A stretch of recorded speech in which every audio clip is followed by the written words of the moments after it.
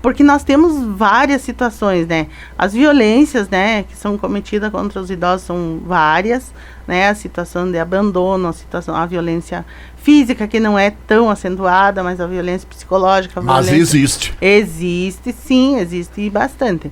A violência psicológica, a exploração financeira, né? Os casos de abandono. Essa também é bastante, né, acentuada. Negligência, sim, bastante. A violência psicológica, ela caminha junto com a exploração financeira, com a violência patrimonial. Como é que funciona a exploração psicológica? As pessoas, né, elas são ameaçadas, né, discriminadas, isoladas, intimidadas. Muitas vezes, intimidadas dentro da sua própria casa, não precisa ser lá fora. Isso. É dentro pelos seus familiares. E o que acontece? Isso gera danos, né? Causa doenças, aonde desencadeia várias situações, né? Que as pessoas vão parar no hospital, que as pessoas abalo não conseguem emocional. Falar, não conseguem, porque eles ficam realmente muito abalados, e isso é muito sério. Então são as violências mais acentuadas, a psicológica, que caminha junto com a exploração financeira, porque é onde as pessoas conseguem, através da ameaça, aí o doutor Felipe vai falar com certeza melhor que eu essa parte, é onde as pessoas conseguem explorar, né, financeiramente os seus idosos. Nós temos, assim, todos os nossos atendimentos, praticamente 100% das pessoas que nós atendemos, dos idosos, eles sofrem exploração financeira, violência patrimonial, né, de todas as formas, enfim, seus bens são explorados, são usufruídos, né, de forma não... de forma abusiva. Isso, abusiva, e isso gera danos, né, muito sérios para as pessoas, para os idosos. É verdade, né, Ademar? Infelizmente a gente tem essa situação. Até pensando e refletindo, voltar aí um tempo atrás, as pessoas, o idoso, assim, as pessoas mais velhas, a idade, né, a gente não vivia tanto. Hoje a gente já começa a viver mais, e nós temos que a população, aquela história de pirâmide, né, começa a se inverter, a base começa a ficar mais fininha e o topo maior. Hoje a nossa população, ela começa a ser, de idosos, ela começa a ser maior. A gente tem que ter esse olhar para o idoso também, nessa preocupação. E como a Genair estava falando, às vezes são cuidados mínimos, né? Porque, certamente, nós temos pessoas idosas ali, a partir de 60 anos, que elas conseguem se governar, se gerir, e, digamos, não precisam uma atenção. Muitos, nem agora com a questão de trabalho, muitos trabalham até 65, 70 anos e estão em plena atividade. Mas, às vezes, são algumas questões... detalhes que a gente estava falando com a Genair, porque conforme a idade vem chegando... questão de remédio, por exemplo. A quantidade de remédios, ela vai aumentando com a idade. Verdade. E às vezes a gente acaba se esquecendo ou se atrapalhando na ordem dos remédios. E é uma situação que daqui a pouco um remédio tomado na hora errada ou invertida a ordem pode causar algum problema também de saúde, alguma consequência lá adiante.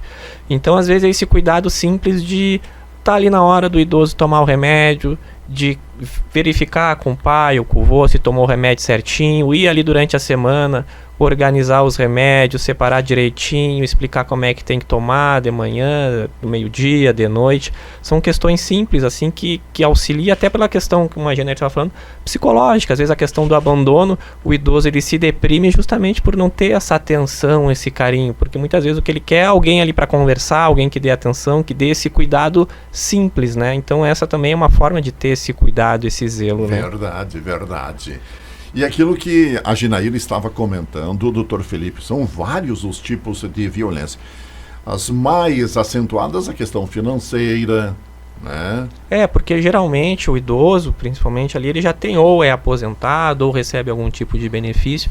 Ele acaba muitas vezes sendo o mantenedor ou a fonte de renda para alguns parentes, né, alguns núcleos.